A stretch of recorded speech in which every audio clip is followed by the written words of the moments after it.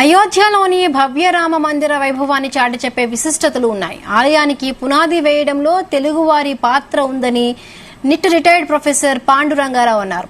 కాకతీయుల కట్టడాల నిర్మాణాలను నమూనాలుగా తీసుకుని అయోధ్య రామ మందిర పునాది వేశారన్నారు.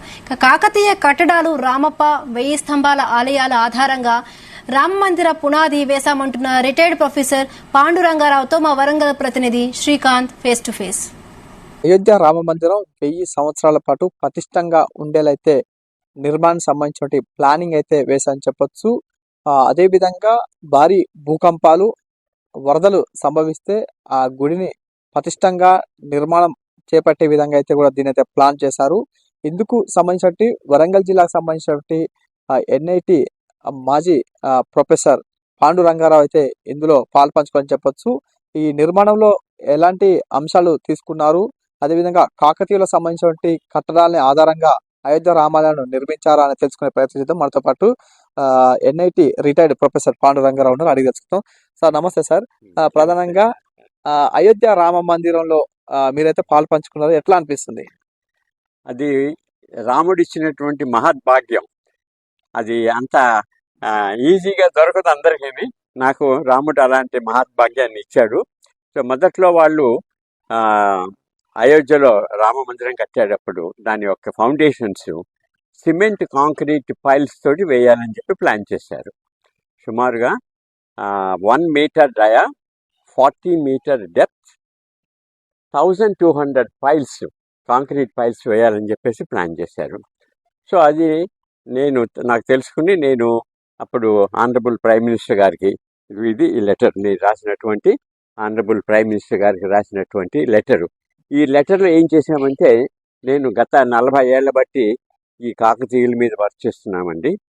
దీని యొక్క పూర్వపరాలు, heritage, engineering construction technology, geo engineering, వీటి మీద నేను ఒక రీసెర్చ్ ప్రాజెక్ట్ చేశాను. 1980s నేను ఆర్ఈసీలో ప్రొఫెసర్గా ఉన్నప్పుడు geo technical appraisal and evaluation of Kakatiya monuments.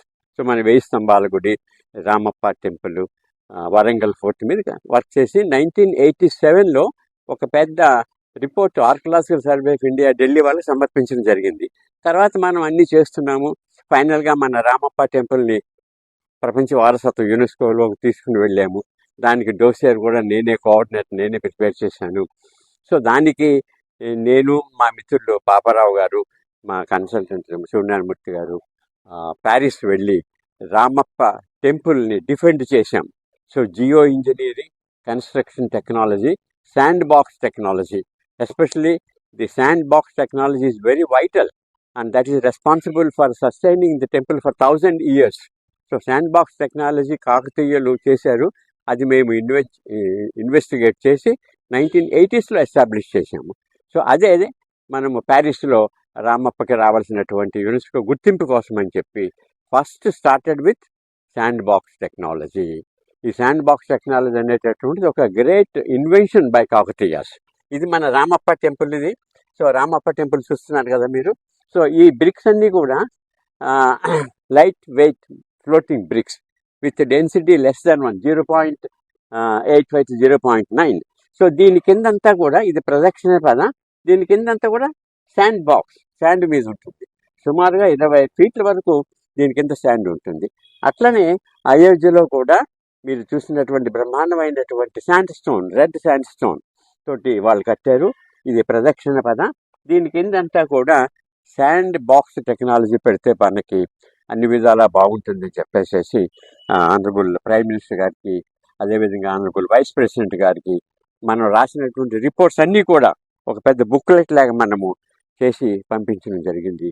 అప్పుడు వారు ముఖ్యంగా అందులో విహెచ్పి, విశ్వ హిందూ పరిషత్ జనరల్ సెక్రటరీ కోటేశ్వర శర్మ గారు ముఖ్య పాత్ర వహించారు.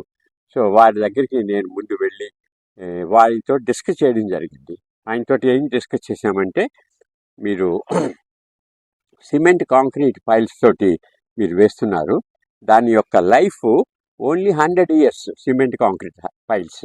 వేరేస్ మీరు ఈ కట్టినటువంటి బ్రహ్మాండమైనటువంటి టెంపుల్ శాండ్ స్టోన్తో కడుతున్నారు, ఎక్సలెంట్ కార్వింగ్స్, ఎగ్జూబరెంట్ కార్వింగ్స్తో కడుతున్నారు. సో ఇంత బ్యూటిఫుల్ శాండ్ స్టోన్ యొక్క life more than 1000 years. So the foundation ఏమో లెస్ దెన్ 100 years, ఈ సూపర్ స్ట్రక్చర్ ఏమో 1000 years ఉండేటట్టుగా మీరు ప్లాన్ చేశారు.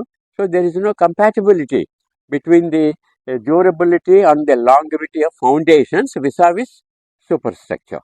సో ఇవన్నీ కూడా వారితో డిస్కస్ చేయడం జరిగింది. సో వారు రామజన్మభూమి టెంపుల్కి ఇన్వైట్ చేశారు. మేమందరం వెళ్ళాము. మేము వెళ్ళినప్పుడు ఇప్పుడు 20th October 2020 మంచి కోవిడ్ పీరియడ్. సో ఇక్కడ మన ఆనరబుల్ ప్రైమ్ మినిస్టర్ గారు దీనికి ఫౌండేషన్ స్టోన్ వేశారు. ఆ ఫౌండేషన్ స్టోన్ వేసినప్పుడు నేను, మా మిత్రులు డాక్టర్ శ్రీనివాసరెడ్డి, తర్వాత అక్కడ జనరల్ సెక్రటరీ చెంపత్ రాయ్ గారు, తర్వాత మన ఆంధ్ర నుంచి విశ్వ హిందూ పరిషత్ జనరల్ సెక్రటరీ కోటేశ్వర శర్మ గారు, మిగిలిన వాళ్ళు LNT వాళ్ళు అందరూ కూడా ఇందులో ఉన్నాము. సో ఇది ఒక దేవుడు రాముడు ఇచ్చినటువంటి మహద్భాగ్యంగా నేను భావిస్తాను. సో వారు ఇచ్చినటువంటి ఆజ్ఞల ప్రకారంగా మన కర్తవ్యం, మన పనిని, మన కర్తవ్యాన్ని చేశాము. అంత స్వామి కటాక్షము.